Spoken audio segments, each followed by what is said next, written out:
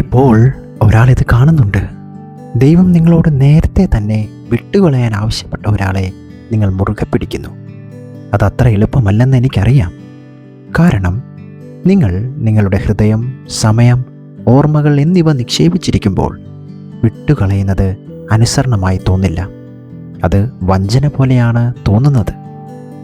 എന്നാൽ ഇതാ കഠിനമായ സത്യം. ചില ആളുകൾ നിങ്ങളുടെ ജീവിതത്തിലെ അധ്യായങ്ങൾ മാത്രമായിരുന്നു, മുഴുവൻ പുസ്തകവുമല്ല.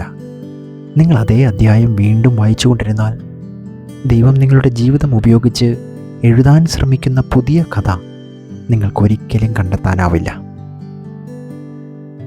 ചിലപ്പോൾ അവനെ പിന്തുടരുക എന്നതിനർത്ഥം പരിചിതമായതിൽ നിന്ന് അകന്നു പോകുക എന്നാണ്. അത് വേദനാജനകമാണെങ്കിൽ പോലും അങ്ങനെ ചെയ്യുക. നിങ്ങൾ വളരാൻ ശ്രമിക്കുമ്പോഴെല്ലാം അവർ നിങ്ങളെ പിന്നോട്ട് വലിച്ചതായി നിങ്ങൾ ശ്രദ്ധിക്കുന്നു. പക്ഷെ നിങ്ങൾ അവരിൽ വിശ്വസിച്ചതുകൊണ്ടും അവരുടെ കഴിവുകൾ കണ്ടതുകൊണ്ടും സ്നേഹത്തിന് അത് പരിഹരിക്കാൻ കഴിയുമെന്ന് നിങ്ങൾ കരുതിയതുകൊണ്ടും നിങ്ങൾ അവിടെ തന്നെ തുടർന്നു. എന്നാൽ ദൈവം നിങ്ങളോട് ആളുകളെ ശരിയാക്കാൻ ആവശ്യപ്പെടുന്നില്ല. അവൻ നിങ്ങളോട് തന്നെ പിന്തുടരാനാണ് ആവശ്യപ്പെടുന്നത്. ഞാൻ നിങ്ങളോടിത് ചോദിക്കട്ടെ, മറ്റൊരാളെ സുഖകരമായി നിലനിർത്താൻ നിങ്ങൾ എത്ര കാലം സ്വയം ചുരുങ്ങി ജീവിക്കും?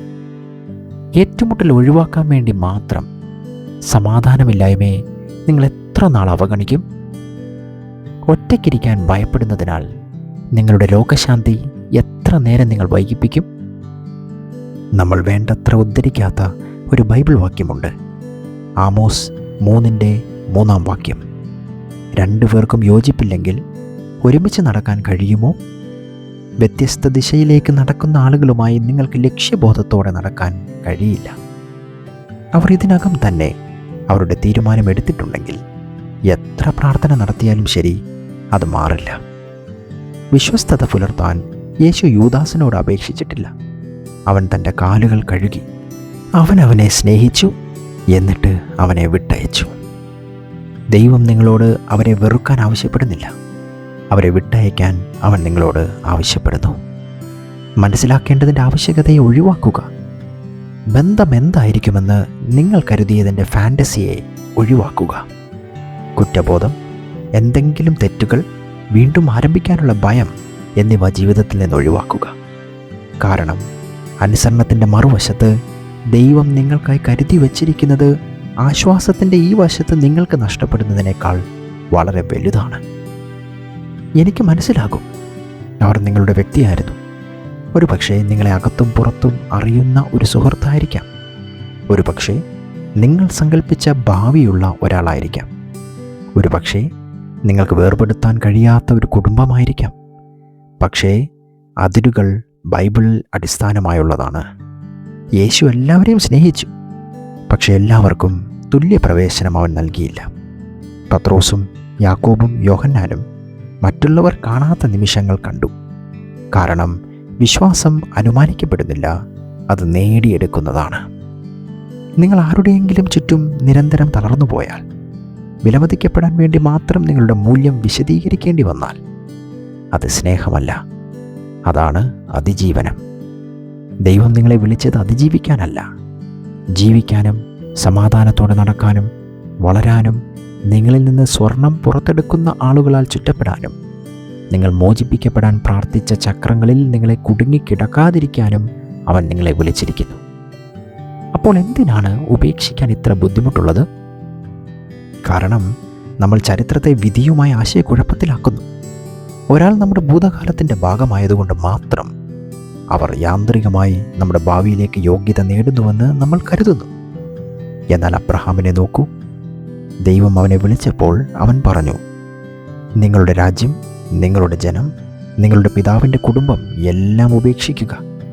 മറ്റൊരു വിധത്തിൽ പറഞ്ഞാൽ, പരിചിതമായത് ഉപേക്ഷിക്കുക, കാരണം ഞാൻ പുതിയ എന്തെങ്കിലും ചെയ്യാൻ പോകുന്നു.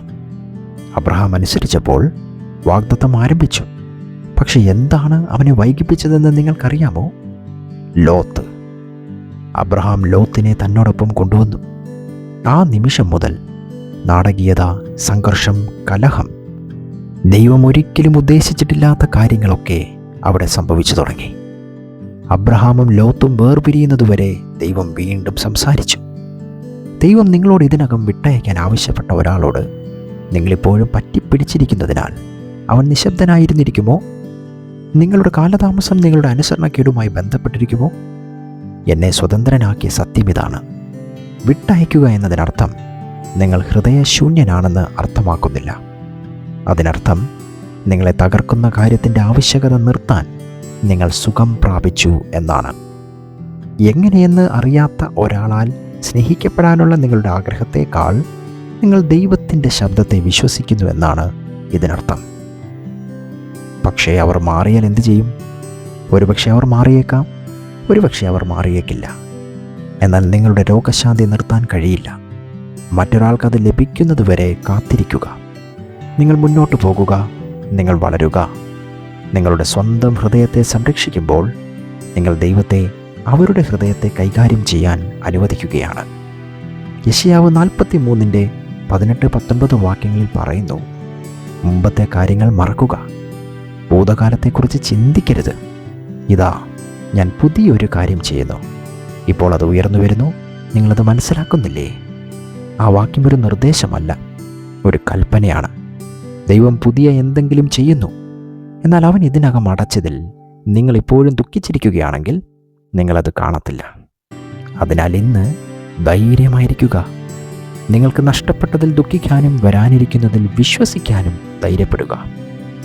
നിങ്ങളുടെ ആത്മാവിനെ ഇനി സേവിക്കാത്തതിൽ നിന്ന് അകന്നു പോകാൻ ശക്തരായിരിക്കുക. ഒടുവിൽ നിങ്ങൾക്ക് നിങ്ങളെ വീണ്ടും മുറുകെ പിടിക്കാൻ അവയെല്ലാം ഉപേക്ഷിക്കുക. കാരണം ഇതിനകം നഷ്ടപ്പെട്ട നിങ്ങളുടെ ഒരു പതിപ്പ് മാത്രം ആഗ്രഹിക്കുന്ന ആളുകളെ വഹിക്കാൻ ദൈവം നിങ്ങൾക്കായി വച്ചിരിക്കുന്ന ഭാവി വളരെ വലുതാണ്. അത് കയ്പല്ല, അത് അഹങ്കാരമല്ല, അത് അനുസരണമാണ്. അനുസരണം എല്ലായ്പ്പോഴും അനുഗ്രഹത്തിലേക്ക് നയിക്കുന്നു. അതിനാൽ അത് ഉപേക്ഷിക്കുക. സമയമായി.